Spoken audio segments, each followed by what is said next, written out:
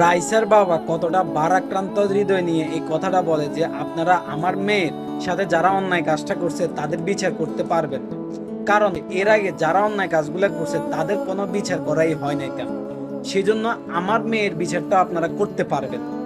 ঠিকই তো বলছে। যেমন ধরেন বাংলাদেশের একদম হাইলাইটেড একটা নিউজ, মাগুরার আসিয়া, যে আসিয়ার সাথে অন্যায় কাজটা করা হয়েছে সেসব অন্যায়কারীদেরকে মানে ফাঁসির আদেশ দেয়া হয়, অথচ সে ফাঁসির রায় এখনো পর্যন্ত কার্যকর করা হয়নি, তারা এখনো পর্যন্ত শাস্তি পায়নি।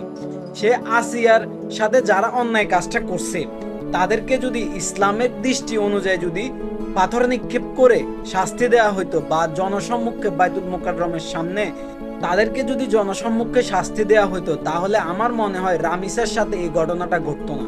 শুধু রামিসা না, গত 7 দিনে বাংলাদেশে রামিসার সাথে যে ঘটনাটা ঘটে সেম ঘটনা আরো 7 জনের সাথে ঘটে। যেমন সিলেটের 4 বছরের শিশুর সাথে সেম ঘটনা ঘটে, ঠাকুরগাঁয়ের 4 বছরের শিশুর সাথেও সেম ঘটনা ঘটে, মুন্সিগঞ্জের 10 বছরের শিশুর সাথেও সেম ঘটনা ঘটে। মাগুরার ওই আসামিদেরকে যদি জনসম্মুখে শাস্তি দেওয়া হইতো তাহলে এই দিন আমাদেরকে দেখতে হতো না। তো এখন দেখার অপেক্ষায় আসলে রামিসার আসামিদের সাথে কি করা হয়। হয়তো নতুন একটা টপিক আসলে তাকেও ভুলে যাবে।